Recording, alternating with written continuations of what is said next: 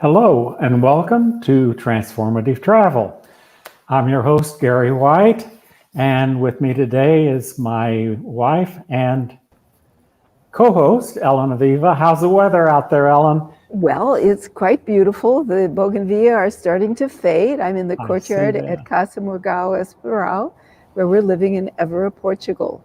And you've been watching these flowers for the last month or two, and they're starting to They're, burn up in the sun of summer. they're fading, although it's not summer out there today, that's for No, sure. there's a little breeze. Yeah. Right. Um, if you are tuned in, I would invite you to find the comment box on screen and type in your name and location, and I'll call those out from time to time. And if you have comments or questions later, those will get put into that same comment. So it's a good idea to find where your comment box is. So we have a special guest today, Peggy Moore. She is well, I'll let you tell about Peggy Moore. You have the Okay. intro, so Okay. give it to us. All right. Well, Peggy Moore has led a life of transformative inner and outer travel, and she thrives on leading others on similar sacred journeys. For many years, Peggy has listened to the still small voice within and followed the guidance to many unusual and amazing paths. She studied and explored metaphysics, world religions, indigenous spiritual practices, including pre-Celtic, old Irish ways with an Irish medicine woman. Peggy's sensitivities to earth energies and her heart's calling led, guided, and pushed her towards her transformational spiritual journeys to mounds, standing stones, temples, and sacred sites in Ireland, Scotland, Wales, England, Egypt, and the US. Currently, Peggy teaches courses and webinars online on meditation, Celtic spirituality, Egypt's sacred sites, Egyptian goddesses, and other spiritual growth courses. Beginning July 6th, she will be offering a new 4-week course called Personal Transformation. And in it, she will continue some of the discussion we'll be having today. Peggy also leads people on transformative journeys to powerful places, including Egypt and Ireland, as part of her business Mother Earth Sacred Tours. Her website is www.motherearthsacredtours.net. And Gary will post her email as well, if not now, later on. We will leave time for question and answer at the end of the salon, but if you have questions during our conversation, please post them in the app or YouTube, and we'll try to answer them as they come up. Remember, notes posted just in the comments section on Facebook page won't be visible to us. Now, as we get ready to begin, Peggy has offered to begin our salon with an invocation to create intention and sacred space and honor the summer solstice day. So welcome, Peggy. Thank you. Thank you so much for having me here today. I'm very honored to be with you and to do this today. So let me start with calling the directions, and if you know where the directions are in your home where you're sitting, then you can turn to those directions or just stay toward the screen. I always start with the center, with the divine oneness, saying thank you, divine Mother Goddess. Thank you for all of the beings that are with us and guiding us. And I turn to the east, the direction of illumination, where the goddesses and the gods of Ireland, Lu and Anya, and of the Egyptian line, Ra and Sekhmet, stand and guide us through our spiritual path with the light of illumination. And I turn to the south, the direction of joy and laughter and music and dance and rhythm and love and pleasure. And there we call the Oran Mór and Bridget of the Irish line, and we call Hathor and Batset of the Egyptian line to guide us through this rhythm and dance and music.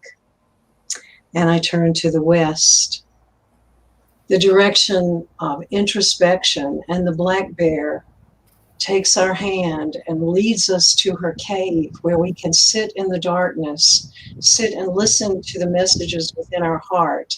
And at the cave's mouth stand Sekhmet and the Mordigan, guarding the way so that we may sit in safety and in quiet as we listen to the knowledge given to us from the ancestors.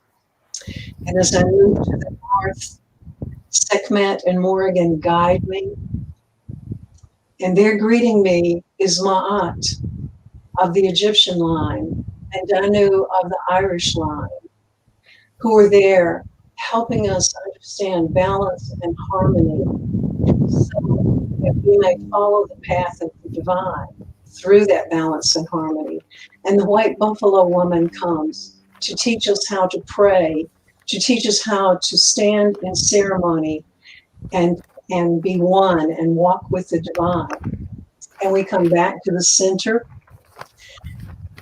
and we ask the ancestors of the center, Isis from above, Osiris from below of the Egypt line, and the Kaliak, the original goddess mother of the Irish line, to be with us this day as we walk this spiritual journey through transformational travel.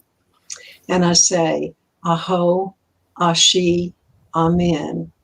Blessed be, Hamdulillah. And so it is. Whoa, wow, alhamdulillah. That's marvelous. Oh my goodness, thank you. And I know, Peggy, that you said usually you would take a lot longer to do that, but I appreciate the heartfelt intensity in the brevity of what you just did. Thank you. Thank you. And you've opened up so many things that we're going to talk about, like Irish and Egyptian lines of spirituality. And so. And before we get started, here's a person who's checking in to say hello. Yes, hello, Debbie. Good to see you. I'm so glad that you're with us. All right. Okay. Well, would you put up at the very end of the slide, Sunny? There's the Triskel with Certainly. the logo, just for a minute to sort of bring that together. Yeah. Because that's Peggy's logo. Okay, yeah. We see those things together. We'll get back to that.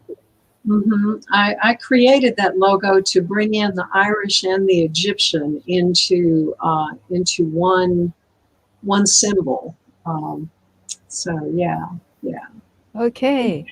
Well, first slide. Here we go. Okay. Yeah. So tell us about this, Peggy.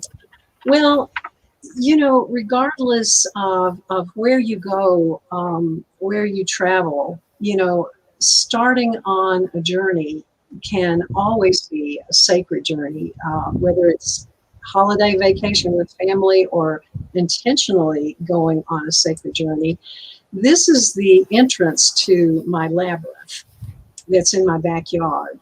And all of my journeys start here with the labyrinth, going in and walking into the center of the labyrinth to learn and understand what I need to pay attention to, where I need to go with that.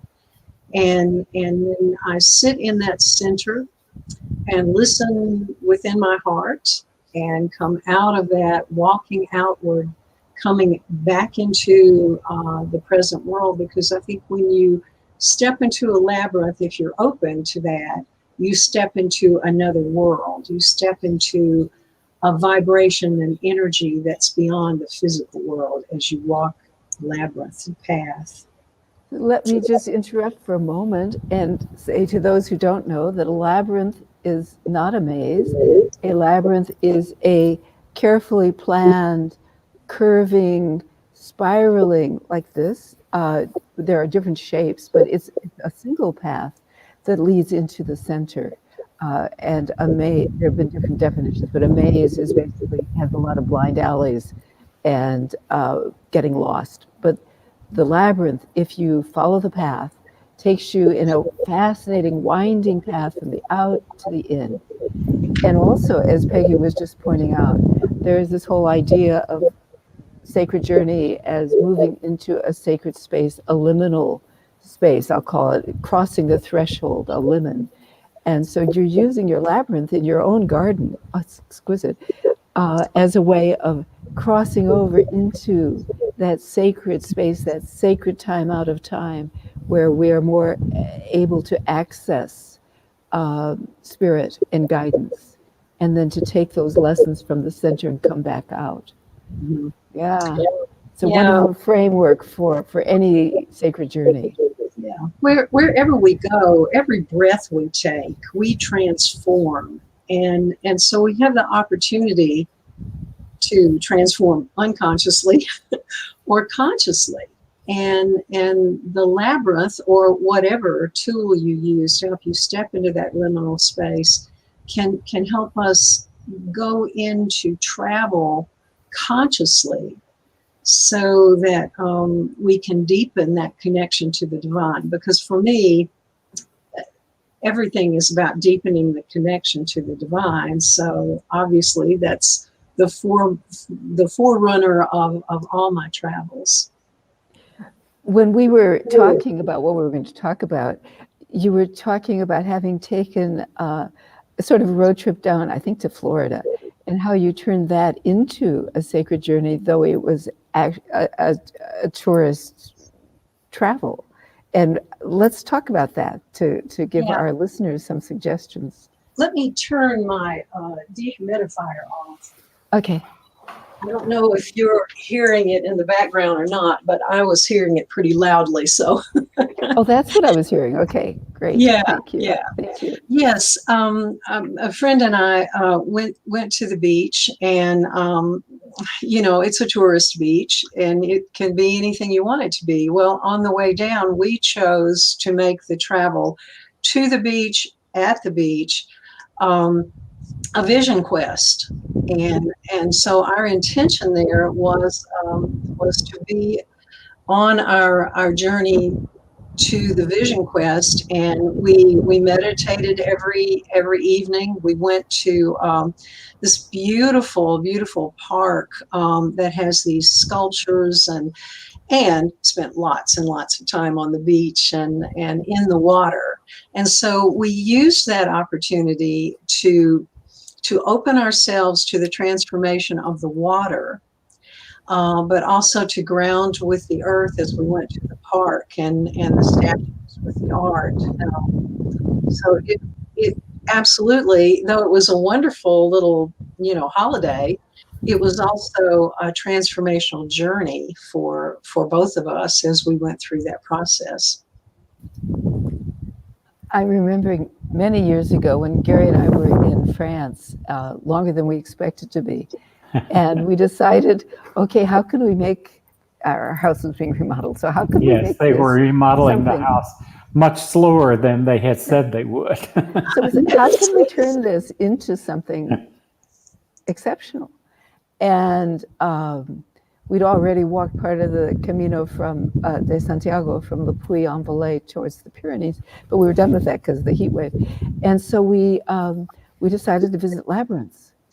And so we called. We got to most of them in France, I think. In northern France, yeah. So everywhere we went, we had this purpose of we're going to visit a sacred site and walk this labyrinth. And it certainly turned what would have been like, oh, gee, here's random travel into something that had intention and Yes. much deeper impact on us. Yes. And I've done the same when I'm traveling by car in particular, looking through the route. We're getting lots of noise. Yes, I think it's windy out there, isn't it? Yeah. Is it coming from me, or is it? I have a feeling it's the wind in your microphone. Okay. Oh, that, hold a hand over the mic and see if that does it. There's the mic. Okay. Does that help? I think Yeah. it might. Okay. Yeah. Good. So you Yeah. were saying? Oh, as I was saying, yes, especially if I'm traveling by car and know where I'm going from one location to another, I look for labyrinths and stop.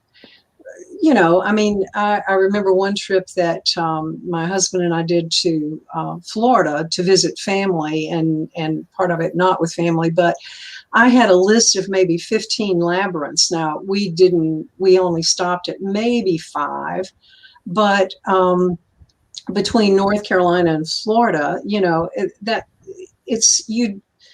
if you go with the intention of transformational travel, you can go and follow some of the pathways that are open to you, whether it's a labyrinth or some other kind of sacred Big kind of ancient trees. the trees, the park, water, wherever you go. I mean, the sacred is there. It's just opening our hearts and our minds and our eyes to see that sacred and to step into that realm. Yeah. As Yeah. you say, it's everywhere. Everywhere. But there are certain places that are more focused or intense or, like a cathedral that's been purpose built to create an atmosphere that will help to lift one up. Right, Well, right. Yeah. Yeah. Of course, sacred geometry is what we're talking about. And any of those, someone, I don't remember who said it, but I remember somewhere across time, someone said that the sacred geometry opens to the land, and the human interaction with our human interaction, it becomes a sacred site for us. And that's how I see the labyrinth. I have a Vesica Pisces and a labyrinth and a medicine wheel on my land here. And I see all of those interconnecting with the earth. And then when I interconnect with them as well, then that divine energy from the earth flows upward into me so that I can send it out to the world and to others that I encounter. So that's kind of my process on it. I'm reminded by what you're saying about how, and Gary's a dowser. So dowsing under labyrinths, people find all kinds of interesting patterns.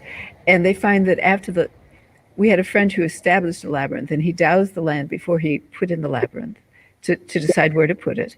And then after he put the labyrinth in, he dowsed it again, and he discovered that there were more lines, there were more underground energy lines that seemed to have been drawn to the sacred geometry of the labyrinth. And that interaction you're talking about becomes so visible in that way. Well, it's not visible because it's under the ground, but Yeah, it's certainly true that energy lines are not fixed in the earth. Energy lines will move, and putting a labyrinth in, you are impacting the energy that's in the earth underneath you, and it has an effect. Well, the story of my labyrinth was I went online and found the labyrinth pattern that I wanted and all this, and went out to the yard with a little can of spray paint to lay it out so I could begin to build it. That is what you're looking at is not at all the site where I thought the labyrinth would go. It was further down behind that tree, which is the only flat spot on my property. I live in the mountains. And the land said, no, no, no, no, no. And so I had to move up to this spot that you see, and you can't really tell it, but that is on a fairly steep incline. That's why there are steps going down to it. You can see the steps. Yeah. From the bottom of that, in this picture where you see the tree line back there, from that spot to my door is, I think, the equivalent of 3 flights of stairs. Oh, wow. Oh, Yeah. wow. So I didn't intend to put the labyrinth there because it's actually, you have to go downhill as you do part of the circles, and so I just let the earth take over, and it became a 3-circuit circular, as opposed to the paths in and out and wrapping and this and that. Yeah, like that one. Like that one, yeah.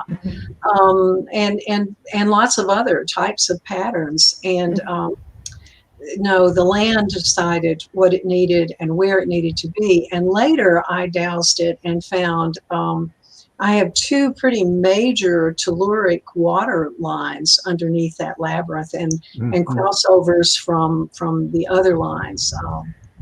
So it's where it needs to be, and and I think it is a dynamic structure, as Gary was saying, because lines do move and change. Yeah. Wow, fascinating. Well, we better get better get moving on to Ireland. We have a lot to guess. cover. Here we are in Ireland. Oh, one of my favorite places. So this is Ireland is a place that really calls to me. I mean, it's part of my homeland. I mean, I have a family line from Ireland as well, but it's much more than the biological or DNA line. These 2 shots are from Newgrange in Ireland, which is a very famous tourist destination. It's there's some discussion about how old it is, 5,000–6,000 years old. It's older than Stonehenge by a couple of thousand years. And it's enormous, as you can see. But that's why I chose this picture, because the people are these little tiny things, because it's huge. And within this mound is a structure that was built. This is the entrance into here, and it goes this upper window box. The window box. Yes. The window box, literally, for the winter solstice sun shines through that for about 15 minutes, and it does that for, I forget how many days, 7 or 8 days before and after. It's just that on solstice it's there for 15 minutes, and it's a little less time every day. But it comes through there. It's astounding. And you walk into it, and the question always is, what are these passageways in these mounds about? This is artificial lighting that they do so that you can see what it looks like on solstice. And for me, I think it's very clear. These mounds, these passageways in the mounds, were for what we would call today shamanic journeying. The Druids of the time went into these places, just as I was talking about with the labyrinth, went into a liminal space to make that connection with the divine. And though this is a high tourist area, it's still an amazing place to go if you go with the intention of expanding your spiritual growth as you go into looking at a place like this. Yeah, and as you said, we don't know what the shamans were called. I mean, many thousands of years later, they would have been the Druids. But there, people will say these things are tombs because sometimes they find human remains in them. But I always say that that's like saying Westminster is a cemetery. I mean, just people get buried in places, but that doesn't mean that that's the function of that place. It means it sort of, perhaps it makes it more sacred, or brings the ancestral energy and power to be there. But they are so much more than that. It was clearly a solar observatory. Yeah, I mean, and the winter solstice, I mean, we're on the summer solstice today, so that's the longest day and the shortest night. And the winter solstice is the reverse. It's the longest night and the shortest day. and is the turn after which life is coming back. Things are going to start growing again. The long winter time with scarcity of food and scarcity of light is coming to its rhythmic end until it gets repeated the next year. And to commemorate that with this amazing building is just astounding. What they knew from watching the sky and following the cycles of the year and the cycles of the moon. And yes, the mounds in Ireland, I mean, all of them, they can determine from whatever approximately how old they are, and all of the remains that they have found within them are several hundred, if not several thousand years newer than the structures. So clearly, they were not built as cairns, which is what their archaeologists call them, cairns, a burial site. But yeah, and so many of them have those either an equinox or a solstice connection to the sun. Some of them have multiple ones depending on how and where, and so it's a pretty amazing that they understood so much about the stars and the moon and the sun. And then there's all kinds of mythology about it, and the sun piercing through this passageway. And Right. Right. Joy, would you go back to the first of those slides? Because there are some serious questions about the archaeological reconstruction of it, but they found all of that white quartz on the ground in front of which is not native to that very region, not that area. They brought that quartz in from someplace else. And so you can imagine there may have been a platform in front of it that was paved with white and would gleam in the sun. Very powerful place. And then when you go to the physical, I'm sorry, go ahead. Well, most likely those stones that are on the side were actually put up there by one of the archaeologists. I think it was an archaeologist. Yeah. And they very well may not have been on the side like that at all. They may have all been on the ground, because there aren't enough of those stones to ring it. That's only about halfway around, and the stones wouldn't stand if they didn't have concrete behind them. Right. Exactly. Exactly. Yes. Let me try something. If I take off my headphones so that this isn't connected, can you? We can't hear you.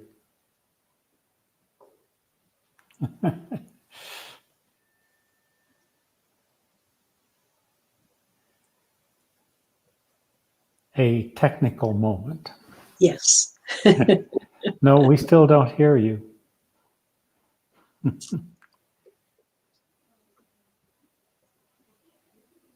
She may have to reconnect. Okay, I'll see if I can unmute her. I'm here. Okay. All right. Here we go. All right. So we could talk for an hour about Newgrange. But anyway, let's go to Dromberg Circle. Yes, Drombeg was not a mound. Some of the circles that we find actually were covered in dirt, covered just like the Newgrange mound, but they're older. And then they went into a different age where they began to build the circles. And this is one of the circles. It's called Drombeg in English, but it actually is also called the Druids' Altar.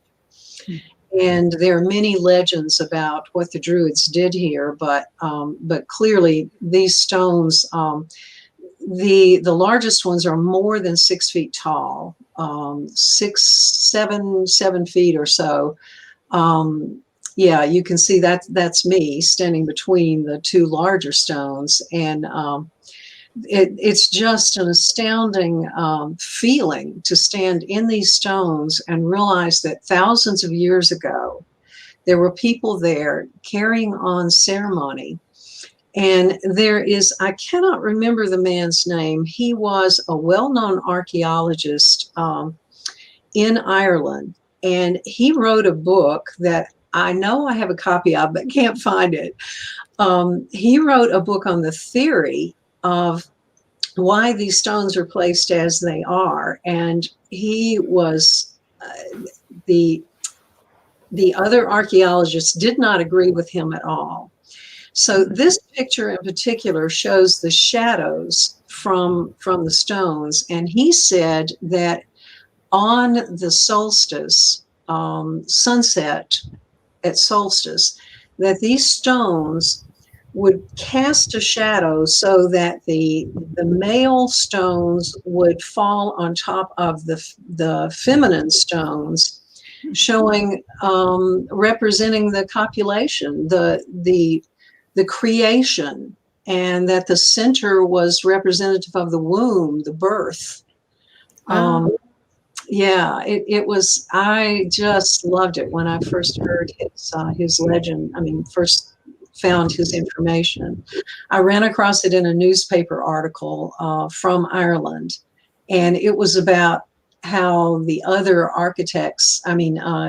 archaeologists had refused to acknowledge that his theory was valid. But whatever it was quite a place in behind there. There's a little, if you can see a little white spot before you go up the hill, there's a whole section in there where they would have served food, because there's a place for cooking and other things. And so this would have been a gathering of hundreds and hundreds of people for the various Celtic, because there are what we call the Celtic eightfold holy days, which are the 2 solstices, the 2 equinoxes, and then the 4 harvest festivals in between that. So on the calendar, there are 8 ceremonies, and people would have come together for those ceremonies. So that's Drombeg, quite an amazing place. It's on the southern coast of Ireland. And you go there on your tours? Yes, I've taken folks there a couple of times. Yeah, I've been there several times myself. Yeah. Interesting how everything gets credited to the Druids, because somehow we have this idea of the Druids as this larger than life size, powerful, sacred priesthood of some sort. Yeah. And so things get called the Druids' altar or the Circle of the Druids or whatever, when they were built probably thousands of years before the Druids ever came. But it's old, and so that was old to people, and that's what they thought of. Yeah, the legend is that the Tuatha were the original so-called gods and goddesses of Ireland, and the legends actually refer to them as druids as well. And when American came, who were the first who came from wherever they came from, Iberia probably, they had a druid on their ship. Now, all this is legend because, nothing was written for quite some time about it. But the Tuatha are supposed to be the gods and goddesses line. And there's much information out there that the Tuatha actually were trained in Egypt and were sent to Ireland because there was much, there were battles going. There was a couple of different groups who had come in and were ravaging the land. And so the Tuatha were sent to clean it up. Fascinating. And so the legend goes into them being gods and goddesses because. And then they disappeared into the Hollow Hills. Yes, they are. The legend is that they are underneath that mound that we saw, the Newgrange mound that they went into. Some intermarried with the people who came in, who are now, the ancestors of the Irish, and the rest went under the mounds and are still there today. Yeah. Oh, well, let's. I could talk I love Ireland. We've written one of our Powerful Places books on Ireland, and I mean, I would go back we were just there a few years ago. And I would go back again and again. So next we come to the Cliffs of Moher, Yes. one of my favorite places. Oh my gosh. This one is not quite, this picture is not quite to the cliffs. Yeah, that's the cliffs. The previous picture, though, is a picture of me looking at the waters. This is Loop Head, which is a peninsula just south of the Cliffs of Moher. And this is probably my family's heritage. This was a so-called castle, which was not really a castle. It was the castle of the day in the 1400s, 1400s. And I look out there and see that water. It's the same view that you see from the Cliffs of Moher or Moher. And it's such an amazing, that whole coast is so fabulous for me. There you go. Those cliffs just go on and on and on for, I think, 3 miles of that kind of cliff. And so if you kept going in this picture, you would eventually come to Loop Head Peninsula, which is where I was, just in that other picture, looking out across the water. Yes. So, and the Cliffs of Moher, obviously are a natural formation, but they are a very sacred place. The energy there is quite dynamic. That's part of the trail that people walk to walk along the cliffs through there, and I have walked that several times. And it's a place where I felt like as I was coming back, I had walked a couple of miles down and was coming back to the visitor center from the cliffs, and had this experience. These are shops that are built into the side of the cliff, and just on the other side of that is where you see the waters. And I had a past life memory of living in Ireland in some sort of a hut that was dug out into the land, and the front part, the kitchen part, was out in front of it, like we'd think of a porch being, with a thatched roof on the front portion where the cooking was done. But we lived in a cave sort of area that had been dug out, just like this was. And so this was my first view, my first trip to the Cliffs of Moher, and my first view of this. And I said, oh my goodness, this is like the memory that I have. So then I walked the cliffs, the miles and miles, and as I was coming back, I had this feeling, this image, this sensation that Eru, who is called the goddess of Ireland, Ireland is Eru, that Eru herself just gathered me up in her arms and said, "Welcome home, my daughter." And it's just, I feel like it's one of my homelands without question, whether I have, biological family that came from there or not.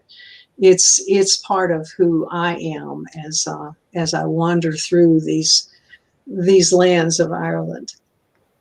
We talk about there are ancestors of blood, there are ancestors of spirit, yes, and there are ancestors of affinity. So who knows? When we've been there, there's a certain place. I think that Elyn froze at that moment. Yep, I think so too. The edge. Yeah, you've been freezing. Yeah, she probably can't even hear us from the freezing. I'm freezing. Yeah, Yes, I you am. have I been can tell. freezing. Yeah. Okay. But I had an experience there. I mean, it was like I saw ritual being done, and I thought, oh my God, what have I stumbled into? It's just a powerful place, and it's nature. I mean, there's nothing there is that wonderful built-in area with. Yeah, that area is actually the entire visitor center that goes way back into under the hill there. Mhm. That's not just a small structure. Yeah, it's and there are multiple stores or shops as you go Yes. further down that are into that. It's quite an amazing place. They did a Go very good job with that, I think. They really did. Go on to the next picture of the Caliac or the hag. Now, this is a natural stone structure that's there at the Cliffs of Moher. And as you walk down the pathway and turn around and look back toward the visitor center, this is down on the water. And of course, these cliffs, I don't remember how high they are, 150 feet or so. Yeah, 100, more than 100 feet. More than that, Yeah. very far down. And this was with a camera that had a huge zoom that I zoomed in to take that picture. But to me, she is the Caliac, and the Caliac is this divine mother. That is another. That one is on the outer coast in southern Ireland. Yes. And that's called the hag stone or the Caliac stone. And she is like the divine mother. She is so ancient that all of the far-reaching stories are of her, but with every new group of people that came into Ireland, the legends of the Caliac, and that's not really how it's pronounced in Irish, it's something like Caliac. Yes. But I can't quite do it. But she carried over through from the ancients to the Druids to the more modern. She's still in the storyline, not just in Ireland, but the whole Celtic area, Scotland, Ireland, Wales. The stories of the Caliac, spelled differently in different locations, but still part of that same Caliac legend that's in there. And the equation of stone with a person goes very deep in Ireland. Yes. The stone circles are often called dancing girls or whatever. Yes. Because the legend of the dancing girls who were dancing on the Sabbath and were turned to stone. Yes. Yes. Okay. Yes. Elyn is coming in. I guess her computer has failed her. I'm going to have to do some rearranging here to get all of this to happen. So I'll be off for just a moment. Yeah. And if you can still hear me, the Caliac is the winter goddess, and she reigns through the winter solstice and through the eightfold holy days in that winter portion, and in the spring turns the energy over to Bridget, who carries it through the summer, and just making the circle round and round and round and round. But the Caliac is always there. She's called the hag because she comes in the winter, the older, the wise woman, the older woman. And, the hag is not a name that we see as very complimentary. But in fact, in the legends with the Caliac, that is the ultimate direction, that we want to become the hag, the wise woman, as we go into our older years. Exactly. Well, welcome in. I don't know. My signal just was unstable, and I kept changing places. And then do you want to do the next one on the Caliac? We've been looking at it. You looked at that one too. Yes. Yeah, that one's amazing. We've been there. Yeah. Yeah. Way out in the middle of nowhere, and yes, it is in the middle of nowhere.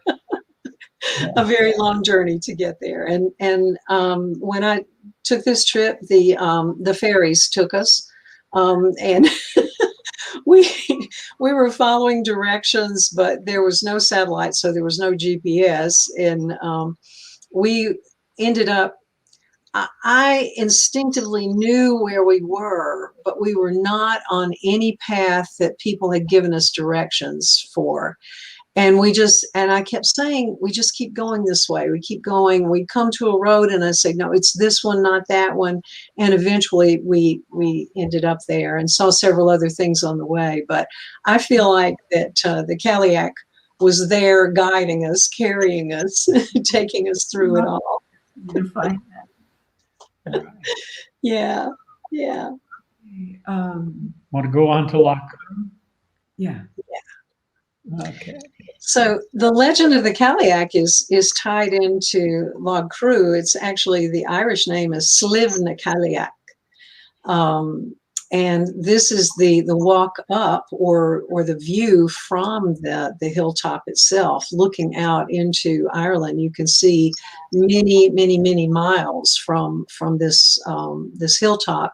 The hill itself is natural, but the mound that's built on it was a human created mound. And the legend is that the Kaliak created these mountains, several mountains across the way, and that she flew across the flat land of Ireland and dropped these rocks from her apron to create the mountain range, the Slivh na Kaliak mountain range. There are a number of the cairns that we're going to see on the several adjoining hills. Mm-hmm. Yeah, there are 3 specific mountain tops that have cairns on them, but this particular one, Log Crew, is, you can no longer go up on top. There are people standing up on top of it, and that's no longer allowed because it was damaging the structure. But there is this huge stone in front of it that's called the Hag's Chair. And that's one of the people on the trip with me is sitting in the Hag's Chair. We have one of you. Yes. That's another trip where, yes, I am lounging in the Hag's Chair. Such an amazing place. Do we have it? Inside. Yeah. So inside there, That's a very long chamber. You go in, there are 3 there's an entry passage, and there are 3 chambers. So it's sort of like a stick figure with or a shortened cross. This is another passage like the one at Newgrange. Yeah. It's not as big as that one, but it has amazing carvings in it. Go ahead. Yeah. And it has sunlight on the equinoxes, both the spring and the fall equinoxes. Both the light shines through back onto this particular stone. And the carvings here are very similar to carvings in other locations. Douth is a mound that's near Newgrange. Newgrange is structured. Nouth, Douth, and Newgrange are a triangle that are all less like a mile apart. And some of these symbols are carved on the stones at Douth as well. So it's and just like the others, they found ashes or bones, but much more recent than when this was actually created. So, yeah. We were there some years ago for the fall equinox, and it was cold. I mean, it was Ireland in September, late September, And it was foggy. It was foggy.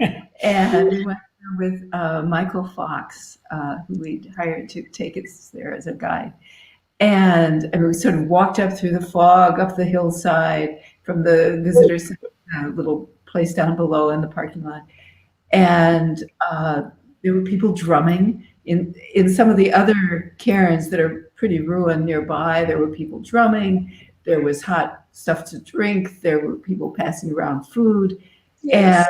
And it was just this sort of festive sense, even though it was cold and foggy. And then the people in charge of the it's the equivalent of the National Park Service. So it's the Irish, I forget which was it's called, Irish Trust, whatever. But anyway, they decided that they would let us all in. And so even though we couldn't see the sunrise, which is the direction, the equinoctial sunrise is the direction that the passage to opens to, but they let us all in, and we crowded in with drums, and it was absolutely magical, absolutely astounding. You actually had a dream about this spot. Well, the first time I went there, which wasn't at the equinox, we were on a Sacred Sites tour run by Mark Freeman, and we each went in, and I was in the back chamber. You sort of step over the stones in front, and I put my hand on that flower petal circle in the circle, and I went somewhere else. I just disappeared. I was transported through a thin place to I don't know where. So it was like, what on earth happened? I have no clue. But it was pretty amazing. That's transformational travel for It's totally you. transformational. Now, if you could only remember how you transform, Exactly. that would probably help. I'm aware that we we are haven't even gotten to 8 Egypt. minutes from the end of the hour, and we haven't arrived in Egypt yet. Maybe we should do My- Egypt another time. What I'm going to suggest, maybe this following week, would you be available the same time? We won't be. Oh, We'll be in Lisbon. oh, Well, we sorry. might be able to do it from Lisbon. We'll figure this out, because there's no way that we're going to get through Egypt, because Egypt is another huge story in itself and connects ultimately back to Ireland. So we're going to have to do another broadcast. That's clear. And Well, we'll figure it out. to be announced. Yeah. So why don't we use the last bit of time? Maybe you could sort of segue and say something about the connection between Ireland and Egypt, like the Hill of Tara and the prince and the beads and. Yes, it's so the legend is that that the Tuatha, who were called the gods and goddesses of Ireland, were trained by Thoth in Egypt, and the story was actually written in the hieroglyphs on a temple in Egypt. Now that particular temple has been destroyed now, but there are records of the story, and it's called Thoth's Crossing. And the story is identical to the legends in Ireland of the Tuatha. So the story goes that they were trained. The story from Ireland says that the Tuatha were trained by, the divine, whatever, and were sent on boats to Ireland and arrived in a cloud, in a smoke cloud, and for 3 days the smoke was there, and eventually the people came onto land. Well, the exact same story was written in the hieroglyphs in Ireland about the group that Thoth sent on a boat from the Mediterranean. And if you track it, if you look at the map, from the Mediterranean Sea, you can travel through to Iberia, which is today Portugal and Spain, come around that and up to Ireland and to Scotland. And there are other legends. And so I knew that there was a connection between Ireland and Egypt. As I started the research for the Egypt tour, I continue. I've always wanted to go to Egypt, and I got there, and just like Eru coming to greet me, the goddess of Egypt greeted me, and I'll tell that story when we get to Egypt. But I knew I kept finding and feeling the connection between the two, and so I started the research. And there actually is both archaeological evidence and legend that ties the two together.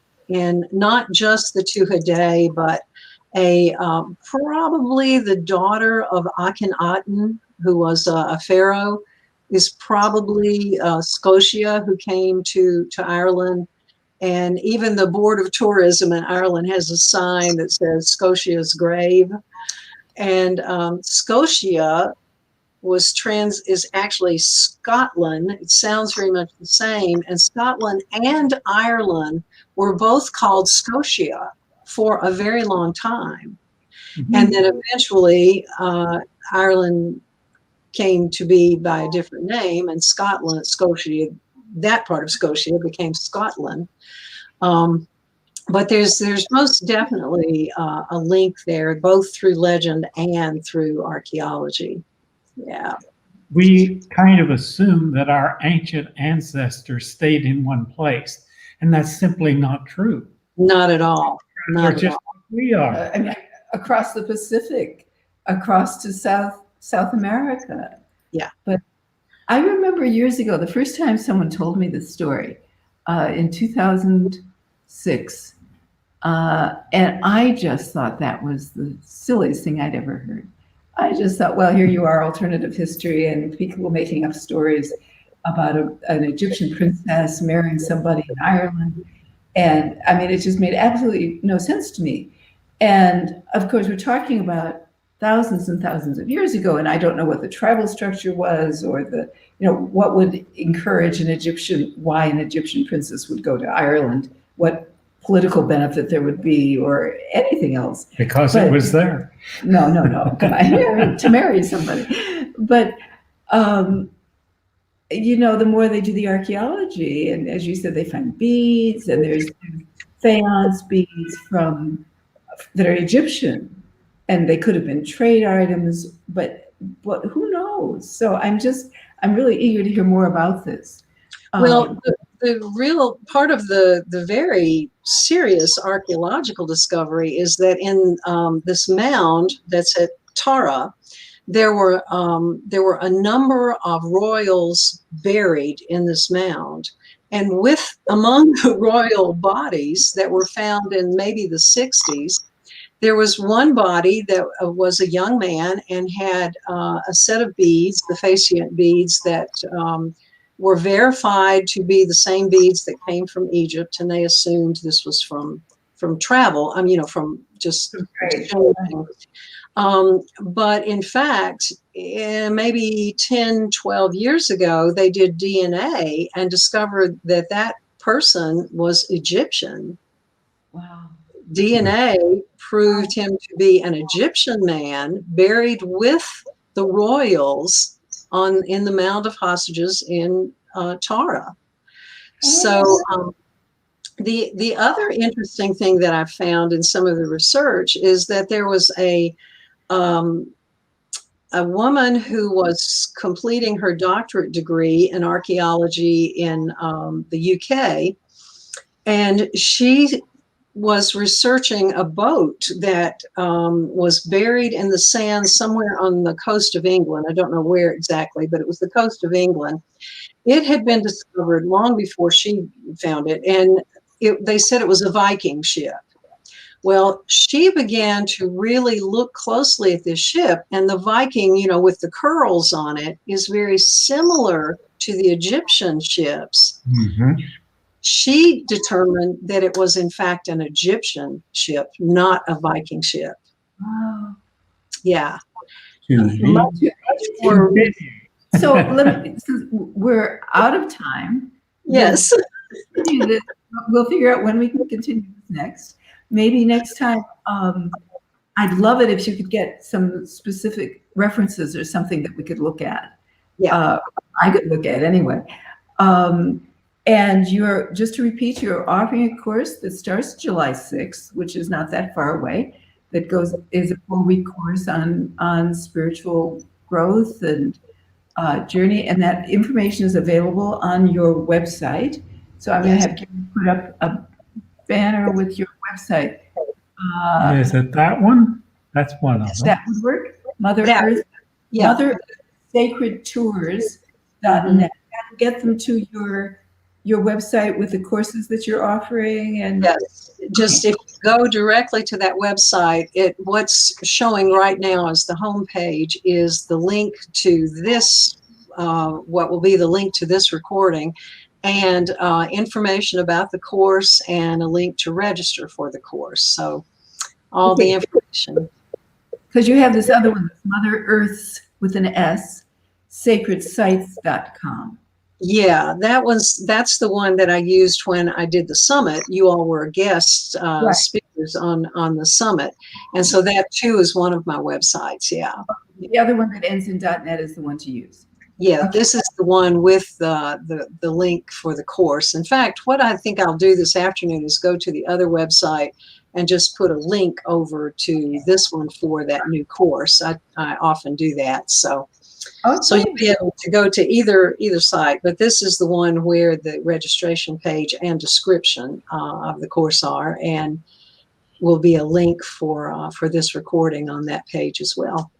On that all right. note, we have to cut it off. We're beyond the hour. We'll see you again very soon. Thank you, thank you, thank you. Thank you. So much. I've learned just so much.